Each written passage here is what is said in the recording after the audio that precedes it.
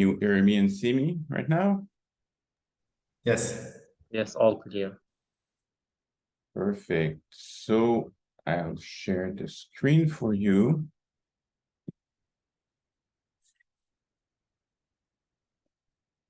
Bonjour tout le monde. Content de vous parler ce matin avec le neige. Ben oui, voyez-le ou non, Québec, où je suis au Canada. Un peu de neige ce matin. J'ai mis mon look Steve Jobs pour l'occasion, d'ailleurs.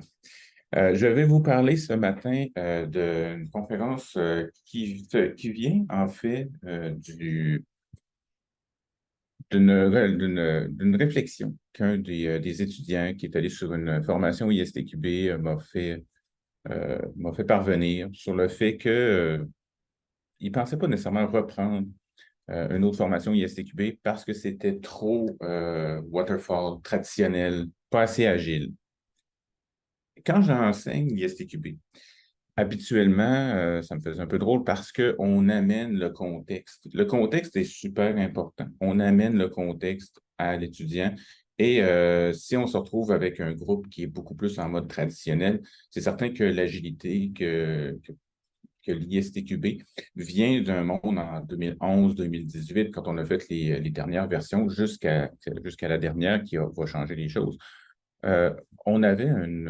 On venait d'avant l'agilité. On n'avait pas nécessairement inclus l'agilité. Il y avait des produits sur l'agilité, mais de base, les principes, les techniques s'appliquent à un mode plus traditionnel, mais s'appliquent aussi à des modes agiles. Puis c'est là que l'interprétation est importante. Puis aujourd'hui, ce matin, pour moi, ce matin, cet après-midi, pour ceux qui sont en Europe et dans le nord de l'Afrique. En fait, aujourd'hui, on va regarder comment on peut penser dans un mode agile à travers les principes de l'ISTQB.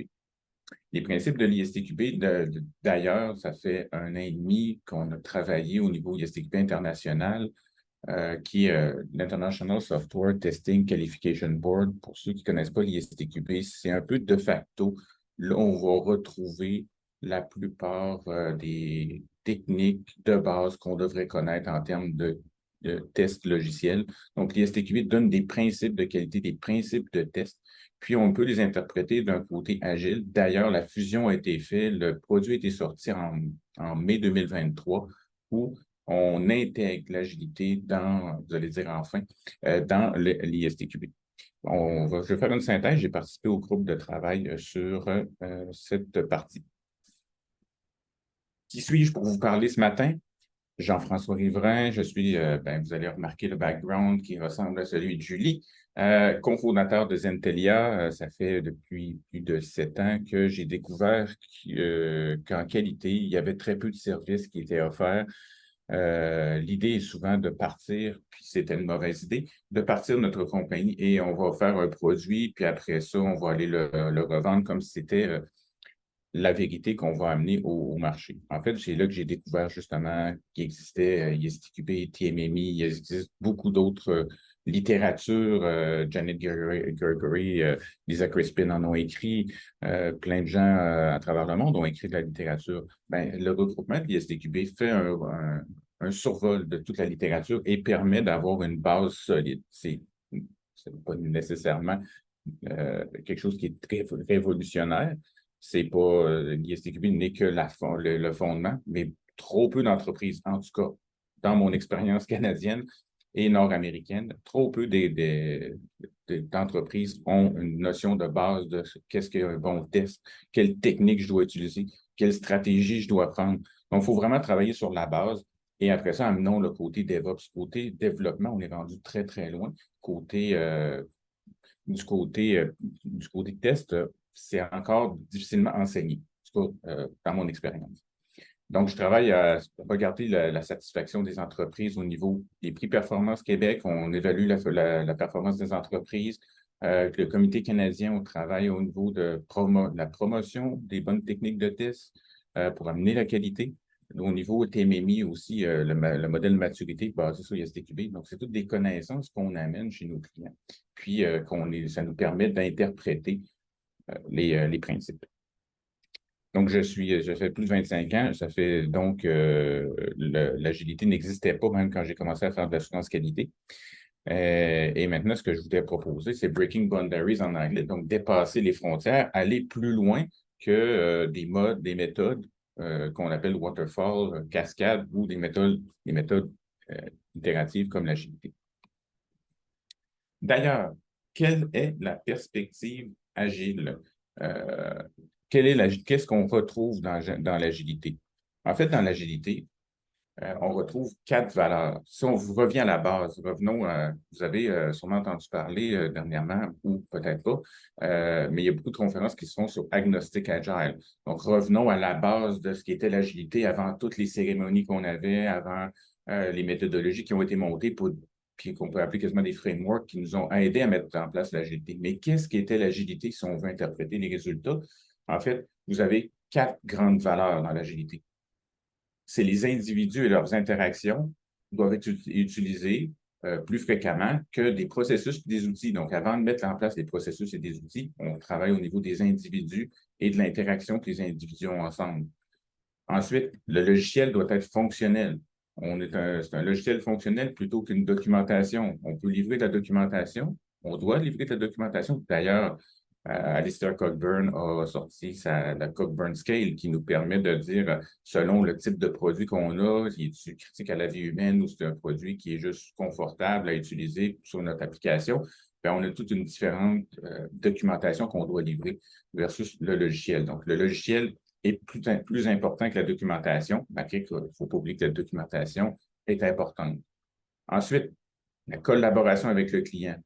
On veut collaborer avec le client plutôt que négocier des contrats. Donc, on doit travailler c'est d'ailleurs pour ça que les itérations doivent arriver. On doit travailler en itération pour être capable de voir si c'est ce qu'on est en train de livrer au client de la valeur. Donc, de là viennent toutes les itérations. D'ailleurs, avant l'agilité, les modes itératifs nous permettaient justement d'être capable de faire du développement comme prototypage, le modèle en spirale qui, avant l'agilité, existait déjà où on faisait des prototypes évolutifs. L'importance du changement aussi au niveau de quand les choses changent, de réagir au changement. Donc, le vent change de côté. Comment on s'adapte, comment on réagit. En fait, en ayant le DevOps qui utilise l'agilité beaucoup pour être capable de dire on doit faire des petites livraisons, d'être capable de s'ajuster très fréquemment. Donc, l'agilité, c'était le plus rapidement possible, qu'on amène de la valeur, qu'on la valide, nous permet de s'ajuster au marché et de réagir. Donc, on n'a pas un plan sur plusieurs années, on a un plan sur quelques jours, quelques semaines, on travaille sur ce plan-là pour être capable de s'ajuster. Donc, ça, c'est les fondements de l'agilité. Dans l'agilité, il y a 12 principes. Et d'ailleurs, pour susciter la réflexion de ceux qui sont en ligne, pour vous faire penser un peu, où se trouve le mot qualité dans les 12 principes de l'agilité?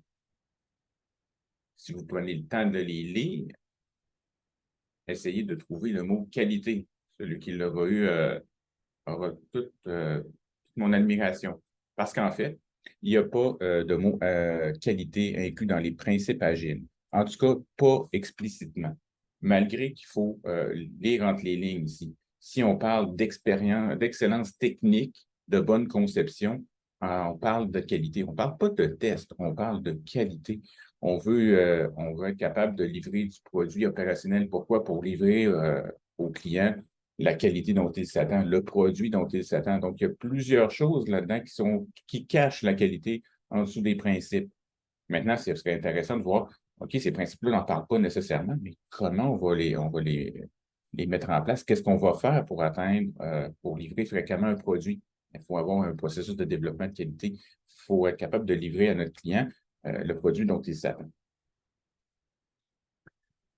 En dessous de ce qu'on a vu, des principes de base, mais il existe du travail qui peut être fait selon les méthodes d'une façon différente. En fait, ça, ce n'est pas inclus dans les frameworks agiles. C'est des concepts clés qu'on a amenés pour être capable d'illustrer ce qu'était l'agilité. Donc, on va avoir la discussion avec le client qui va devenir comme un récit utilisateur, un user story. À partir de là, on va avoir des daily meetings, hein, on va se rencontrer fréquemment pour être capable d'ajuster le travail en cours. On va essayer d'illustrer notre client parce que souvent, on ne l'a pas en avant de nous. On va faire des personas. On va déterminer à qui on s'adresse, comment on fait pour s'adresser à cette personne-là.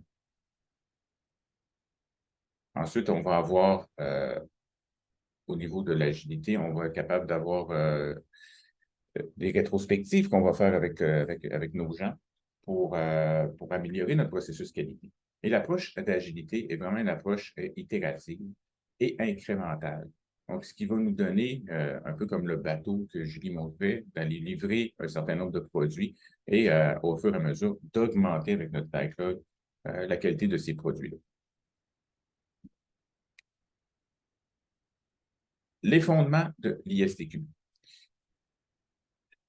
Plusieurs d'entre vous probablement n'avaient pas entendu parler de l'ISTQB, ou j'espère qu'ici c'est connu, mais dans les conférences que je fais, l'ISTQB, qui est la partie internationale de validation des capacités de test, a défini des syllabus, comme je le mentionnais tantôt. Donc, les fondements de l'ISTQB, en fait, si vous regardez le 4.0, on va s'adresser sur 6 chapitres.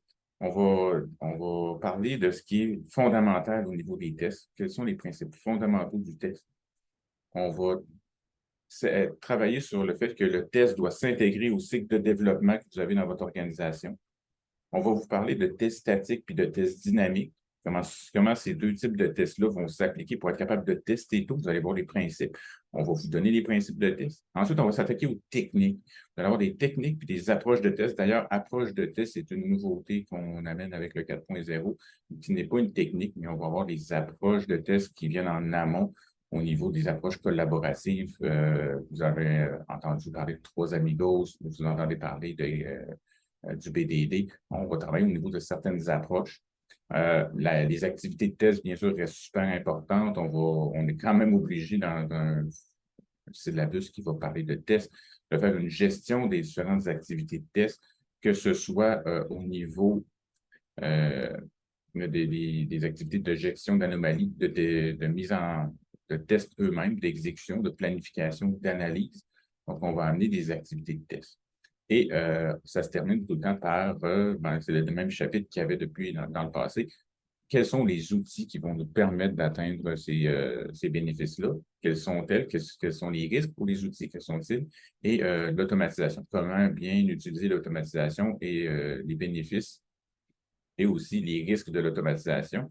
Parce qu'en moyenne, près de la moitié, sinon plus, des projets d'automatisation n'utilisent pas le bon principe d'automatisation et finissent par être un échec. On automatise, on oublie le test et on n'arrive pas à le maintenir. Il y a un coût à l'automatisation, il faut l'utiliser au bon niveau. D'ailleurs, vous allez voir tous les principes de pyramide de test qui sont inclus d'ailleurs dans le nouveau syllabus. Donc, ceci dit, voici l'introduction autour de ces principes-là. Une fois qu'on a vu ce qu'était l'agilité, qu'on a vu ce qu'était le côté ISTQB, en fait, quels sont les principes de test? Il y en existe 7 principes de test. Ceux qui sont formés ISTQB, ce ne sera pas nouveau pour vous, mais comment ces principes-là on fait pour les marquer avec l'agilité? Le premier principe est que nos tests vont montrer la présence de défauts, mais pas leur absence. En fait, il est impossible de prouver qu'un système logiciel est exempt de défauts. Comment on peut appliquer cette technique-là dans un contexte agile? Hein? On sait que les tests vont montrer des défauts, mais ce qu'on n'aura pas testé, on ne sait pas si c'est parfait, donc on va vouloir mettre en production quand même. En fait, différents principes vont s'appliquer ici.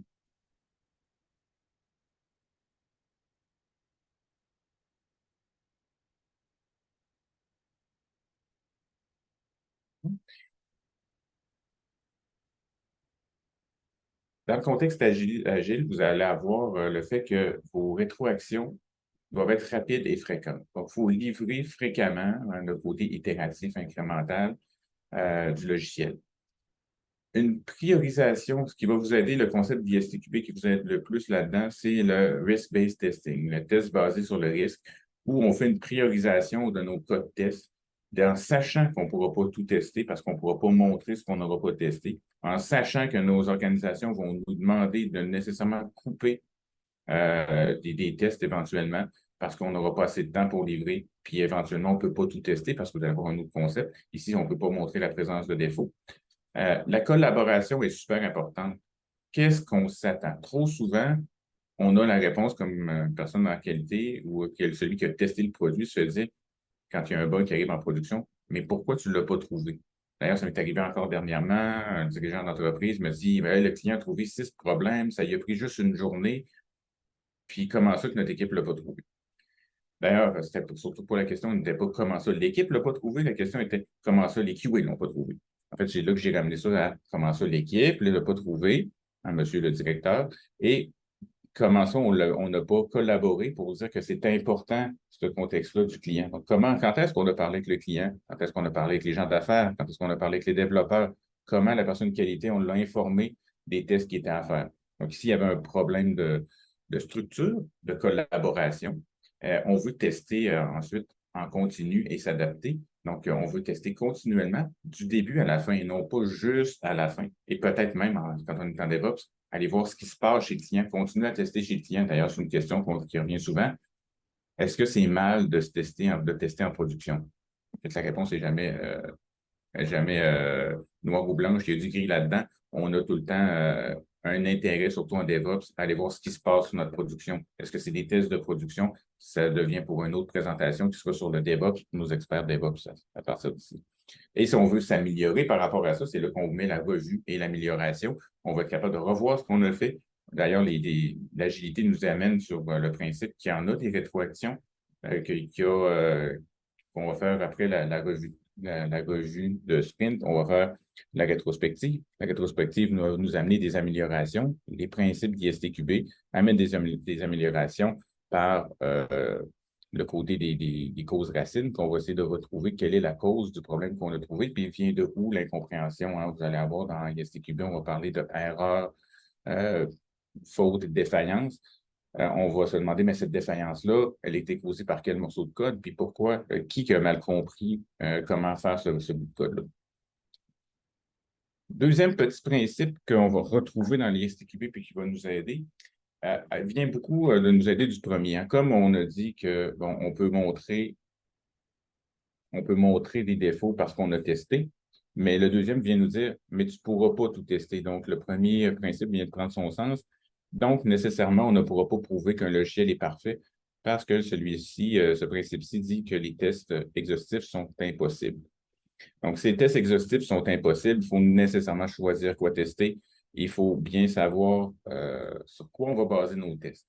Donc, encore une fois, les tests basés sur le risque, j'en ferai une petite démonstration s'il me reste un peu de temps avant la fin, va nous montrer comment ajuster notre quantité de tests en fonction du risque du développement qu'on est en train de faire. Enfin, ici, je parle de risque produit, de risque à la qualité, du risque que le produit ne réponde pas aux besoins du client. Je ne parle pas du risque de projet où la personne de développement risque d'être malade ou on n'avait pas accès à notre environnement de test. Je parle vraiment de risque au niveau de la qualité du produit. C'est ça qu'on va montrer. Donc, il faut prioriser les tests en fonction de ce qu'on va déployer. Il faut avoir une liste de tests de régression, idéalement automatisée, parce que si votre test de régression n'est pas automatisé, on va prendre énormément de risques parce qu'on ne va pas avoir le temps de tout faire à chaque fois qu'il va y avoir un changement de code. Donc, ici, il devient important d'avoir une suite de tests automatisés. D'ailleurs, le chapitre qui parle d'automatisation met en garde au niveau des bénéfices, et, comme on l'avait vu tantôt sur le chapitre 6. Aussi, qu'est-ce qu'on va faire pour faire juste la bonne quantité de tests? Utiliser des techniques de test qui vont nous permettre de savoir, est-ce que j'ai fait un seul test par partition d'équivalence? Est-ce que j'ai vérifié toutes mes valeurs limites? Quelles sont les valeurs limites importantes? La matrice des tests, toutes les différentes techniques de test qu'on retrouve vont nous permettre de cibler exactement quelle couverture serait maximale et pas être à 110 ou à 120 150 de niveau de test. Combien être à 100 puis prendre les bonnes décisions si on n'est pas à 100 Une autre façon de tester qui est rapide aussi, qui nous permet de trouver l'inconnu quand on regarde le cadran des tests agiles, c'est les tests exploratoires.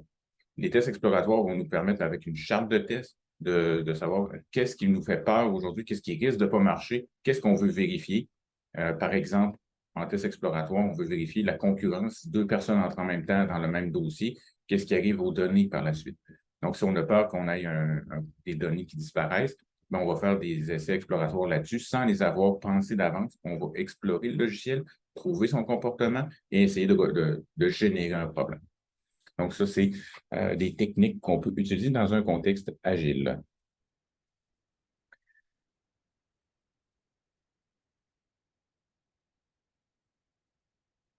Le troisième, on va se dire que le fait de tester tôt, comme principe, nous permet de sauver du temps et de l'argent.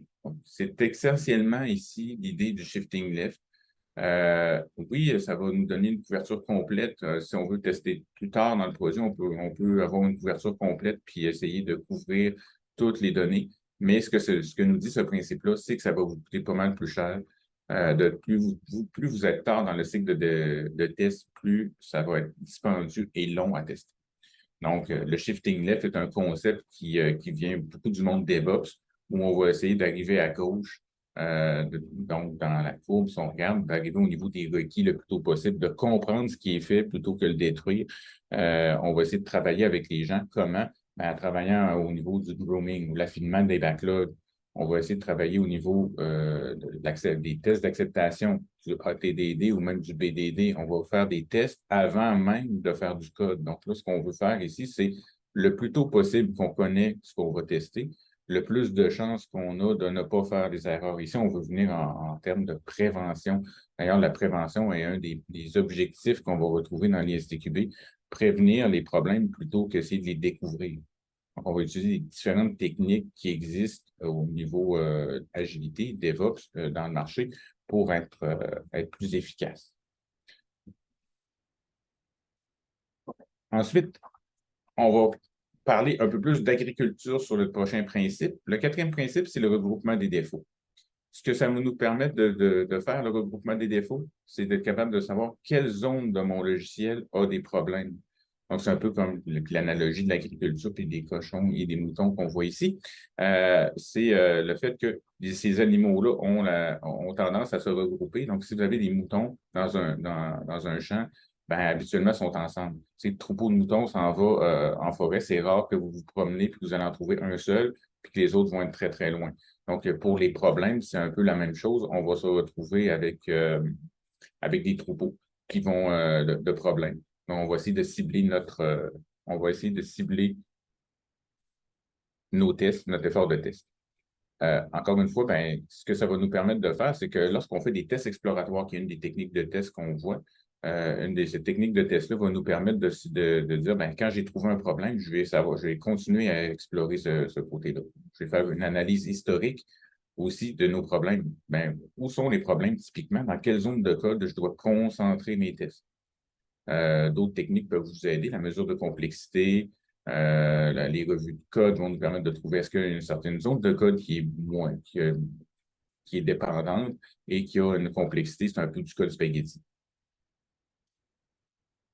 Par la suite, on va se retrouver avec l'autre concept qui va nous dire, ben OK, on a des tests, mais ces tests-là, on ne les aura pas pour toujours. Les tests ont une usure, vont s'user dans le temps. Donc, ils deviennent moins efficaces. Si on voit à travers le temps, hypothétiquement, sur plusieurs itérations, les tests ont tendance à devenir moins efficaces. Les développeurs les connaissent, vos tests. Fait qu'ils savent, ils se sont adaptés. Ils livrent du code qui fait comme, ben, après 2, 3 fois qu'on a trouvé le même problème, ils ont corrigé le code qui causait le problème.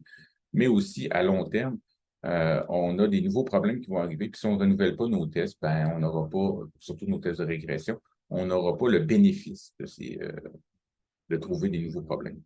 On doit, de toute façon, mettre à jour, ce que nous dit ce principe-là, c'est qu'on doit mettre à jour les tests à chaque itération. Ça tombe bien dans l'ISTQB, on parle de clôture des tests, de réanalyser notre grille de tests. Et on fait la même chose dans l'agilité.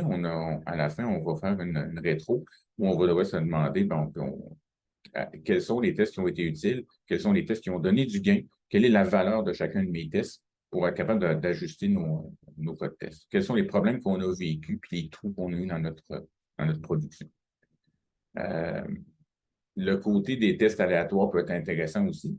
Hein, on va être basé sur les données, on va faire des tests aléatoires, on va essayer de trouver des nouveaux problèmes. On va explorer encore une fois, puis on va essayer d'apprendre de notre production.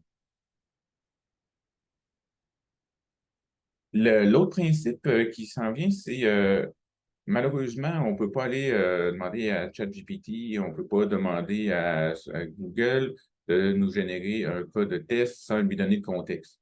Donc, sur Google, c'est quasiment impossible d'avoir un plan de test qui va correspondre à ce qu'on veut faire parce que les tests dépendent du contexte. Ce principe-là, ce qu'il va nous donner ici, c'est que notre stratégie de test doit être pensée en fonction du contexte. Il faut bien expliquer le contexte pour être capable d'avoir une stratégie qui va se refléter, qui va être correcte pour l'entreprise qu'on a, qui va refléter la bonne compréhension. Donc, de là, en agilité, l'utilisation des personas, et là, de là aussi l'utilisation de les risques. Quels sont les risques de la production? Que je travaille dans un mode plus dans un domaine médical, mais je n'ai pas les mêmes risques que j'aurais dans un domaine financier. Je n'ai pas les mêmes risques que si j'avais fait une application de jeu. Les risques vont changer, ne vont pas être au même endroit. Je peux avoir des produits internes comme des produits externes.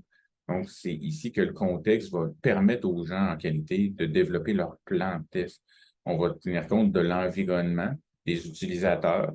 On va explorer notre logiciel pour voir où sont les risques de ce technique de ce logiciel-là, pas juste d'affaires. Puis, ce qu'on propose souvent, c'est euh, un burn-down chart. Donc, le burn-down chart qu'on a en agilité nous permet de suivre l'évolution de l'avancement d'une story. Est-ce que la story, elle est terminée ou pas?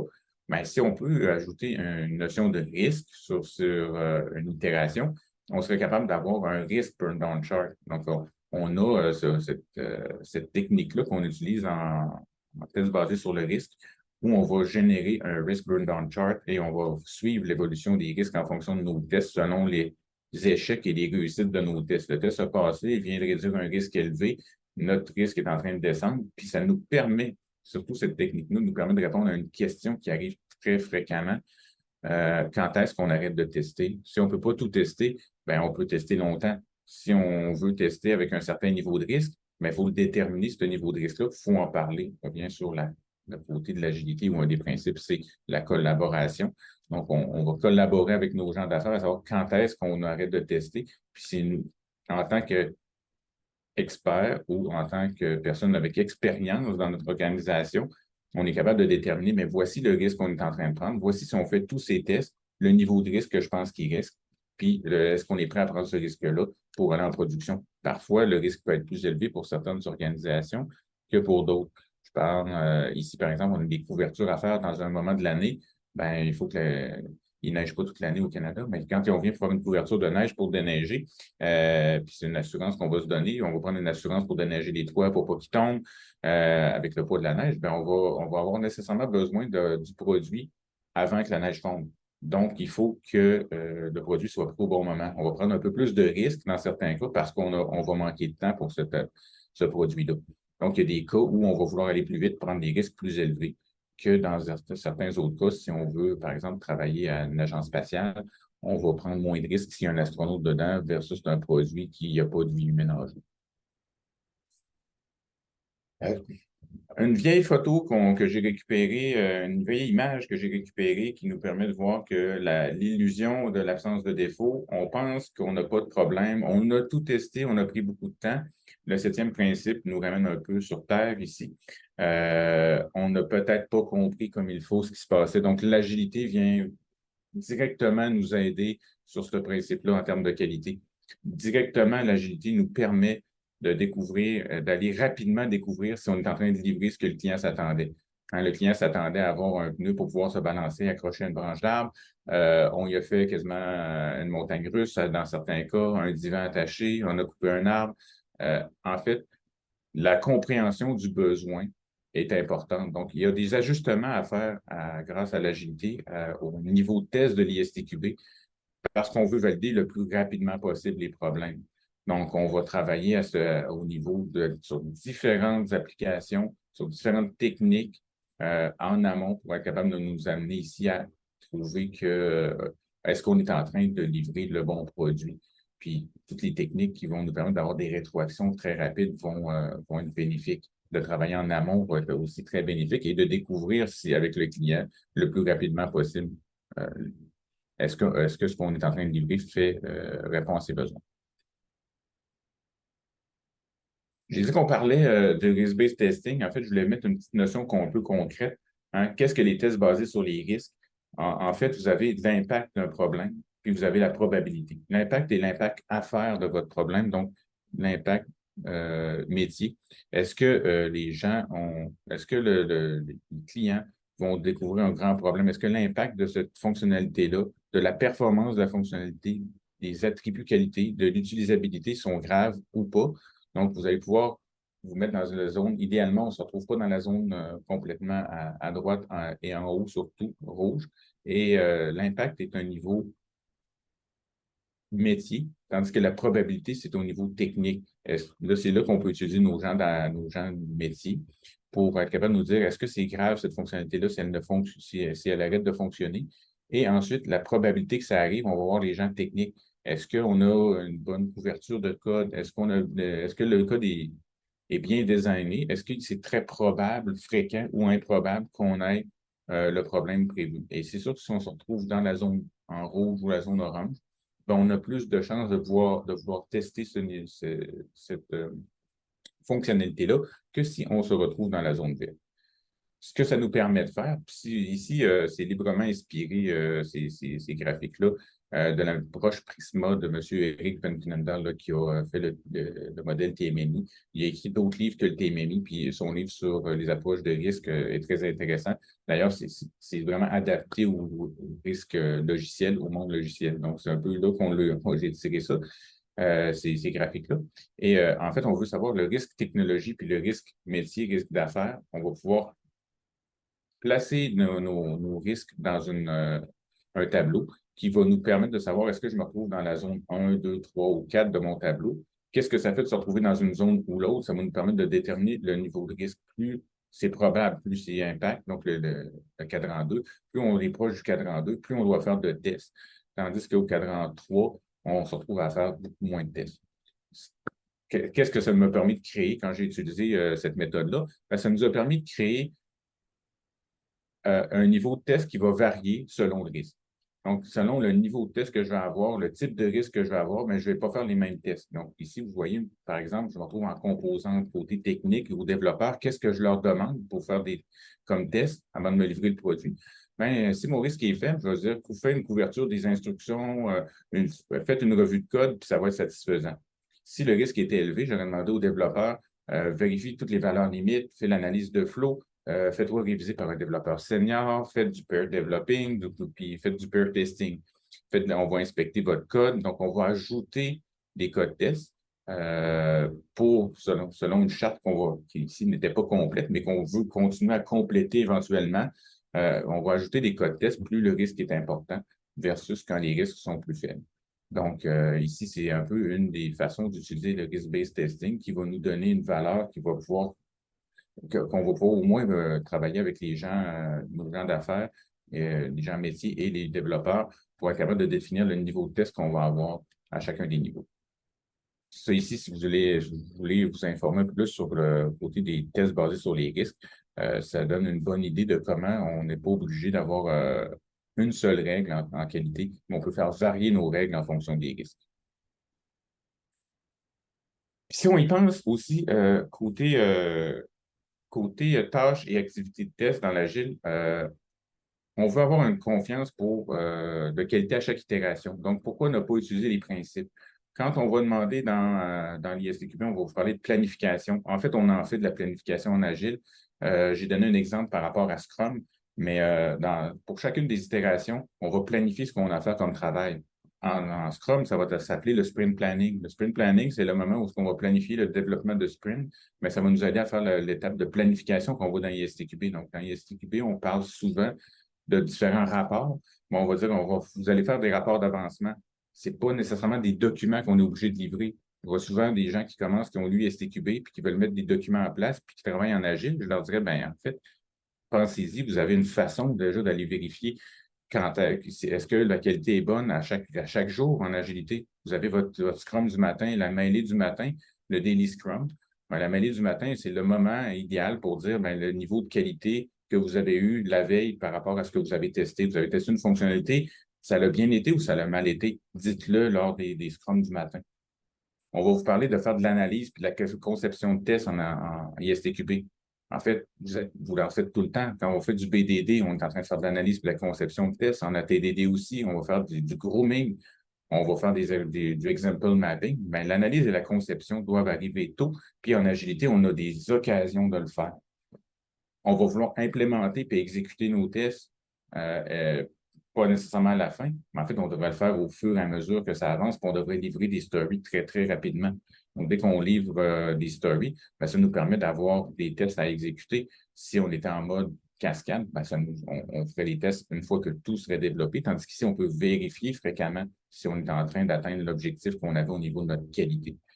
ISTQB nous parle de quelque chose d'intéressant. Faites une clôture des tests, évaluez où vous êtes rendu, dites-nous est-ce que c'est des bons tests ou pas. Mais les revues et les rétros nous permettent de le faire. Les revues et les rétros permettent de vérifier est-ce que le client est content, puis les rétrospectives nous permettent de savoir si on a bien développé de la bonne façon. Dans ISTQB, on parle aussi, on va vous parler de niveau de test. Ça, c'est un peu l'item le plus controversé en disant en agilité, c'est pas des niveaux. En fait, il ne faut pas le voir en tant qu'un niveau de test comme étant une séquence. Ça, c'est le bien de la difficulté qu'on va avoir quand on va travailler au niveau dans les organisations. On étudie l'ISTQB. Les niveaux s'appellent composantes, hein, mon bleu, mon jaune, qui est intégration, niveau système, puis acceptation. Bien, en fait, ça peut changer d'endroit, puis il peut y avoir bien plus de niveaux que ça. Si on travaille en DevOps, on va essayer de travailler en amont, en shifting left, donc on va avoir peut-être un niveau de test sur les requis. On va peut-être être en train de valider des requis. C'est des tests statiques que ça s'appelle. Puis on va être capable, après ça, d'aller en production. Bien, du shifting left va exister. Il va y avoir des méthodes de vérification comme le chaos testing qu'on va faire en production. Donc, les niveaux de test, c'est juste des occasions, des opportunités pour tester. Il faut juste changer de mindset que ces niveaux-là ne sont pas fixes. C'est des exemples qu'on nous donne. C'est des choses standard. Oui, on teste les composantes, comme si on prenait l'exemple d'une chaîne de montage d'un vélo. On teste chacun de nos composantes, on les intègre ensemble. Il y a quelqu'un qui joue le pilote et qui va tester si le vélo marche pour vrai. Et ensuite, on va le donner à un client qui va dire oui, c'est ce type de vélo-là que j'avais commandé. En agilité, l'acceptation pourrait venir avant. On change l'endroit, les niveaux de test. Dans le nouveau ISTQB 4.0, on parle d'approche collaborative. En fait, c'est important, cette notion-là qu'on fait, qu'on ajoute de l'agilité dans les techniques de test, c'est qu'il y a des approches qui ne sont pas des techniques, qui nous permettent d'aller faire, tel que le BDD, d'ailleurs, qui est une approche qui est vue, l'ATDD qui est vue. L'ISTQB, ce que va vous donner comme bénéfice sur vos méthodologies agiles, c'est que vous allez enfin vous comprendre. Tous les gens qui vont prendre un même langage commun vont parler de niveau de test de la même façon, vont parler des techniques de test de la même façon, vont être capables d'avoir un ensemble de tests qui vont appeler des types de tests. Je fais des tests fonctionnels, oui, mais je le fais où? Je le fais quand? Puis c'est la responsabilité de qui? Donc, je sais qu'on est en train de manquer de temps, fait que je vais aller très rapidement là-dessus. Mais sur les slides, les techniques de test, les approches nous permettent de garantir le succès de vos produits logiciels, puis ça nous aide à penser nos stratégies.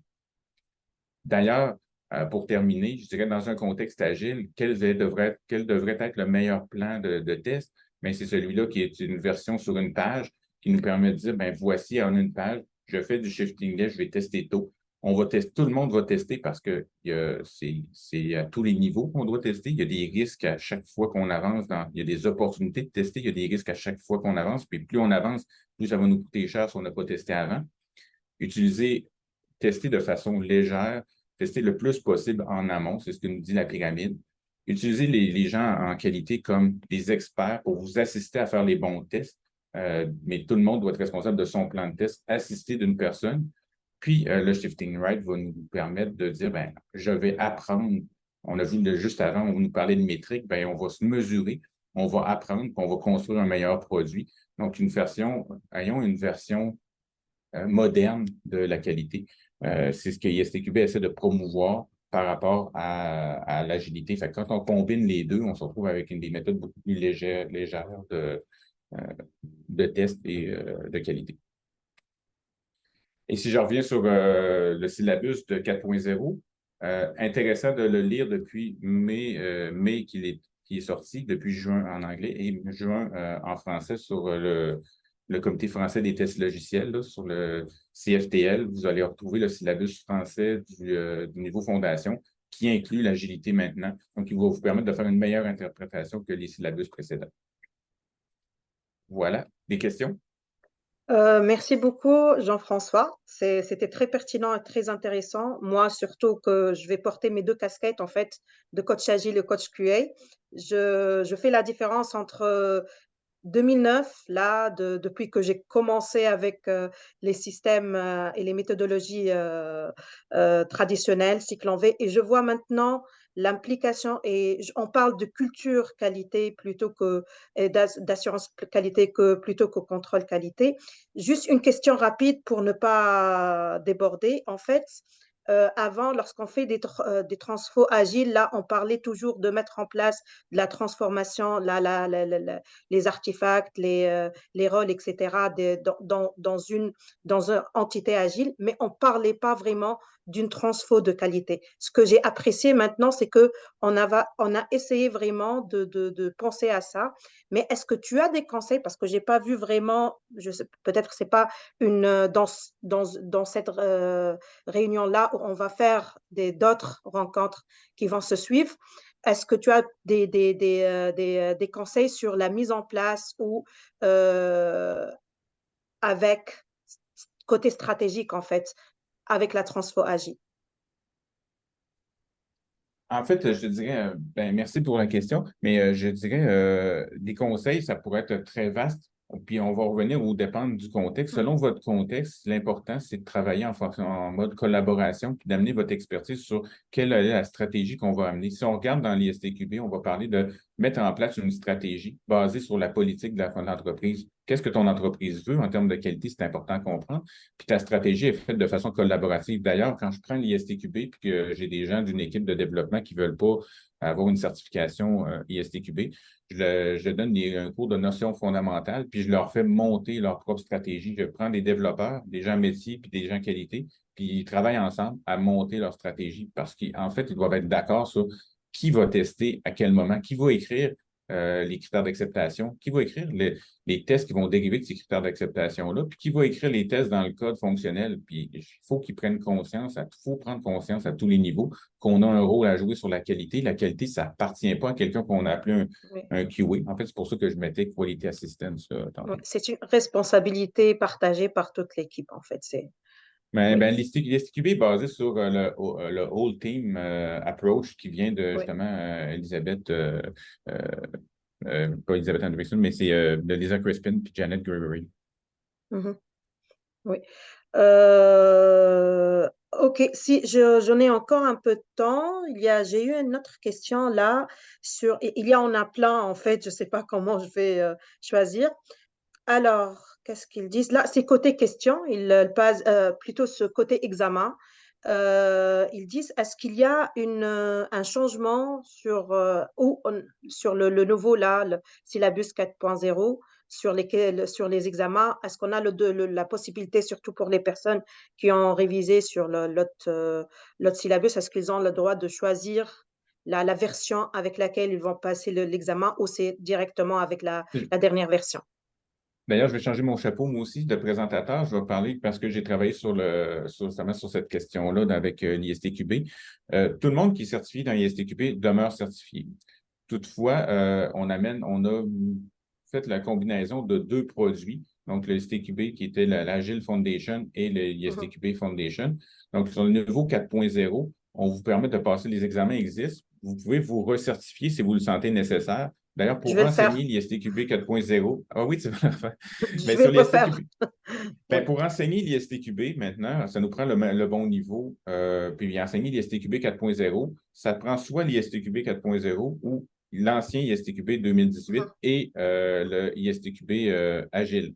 Donc, ça vous prenait les deux. Puis l'ISTQB 4.0 vous permet d'aller plus loin en termes d'agilité Oui, parce qu'il contient la base agile. Mais oui. vous pouvez vous recertifier, mais ce n'est pas nécessaire de le refaire.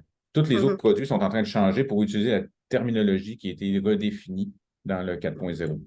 Et je pense qu'il y avait un enchaînement parce que pour la version 2018, il y a eu un appel, on trouve des parties là où on fait appel à l'agilité, mais ce n'était pas très approfondi. Peut-être c'était la préparation pour la version V.0. 4.0. Mais les commentaires qu'on a, c'est quand même le meilleur syllabus qu'on a maintenant parce Oui, qu'à oui. chaque chapitre, les notions de travail en amont, d'agilité ont été incluses, sauf pour la partie niveau. La partie des niveaux de test, malheureusement, j'ai essayé de faire passer le fait qu'on va avoir plus que 4 niveaux, puis c'est des opportunités, mais il faut être capable de l'interpréter parce qu'on n'a pas il n'y a pas de niveau avant et après qui ont été ajoutés. On commence au développement et à la relâche, puis on n'a pas de, comme en DevOps, après la relâche, qu'est-ce qui se passe en production, puis avant, qu'est-ce qui se passe avec les gens métiers. Il manque encore ce bout-là. OK. Je vais enchaîner parce que là, tu as mentionné DevOps et c'est je pense, la dernière question que je peux poser.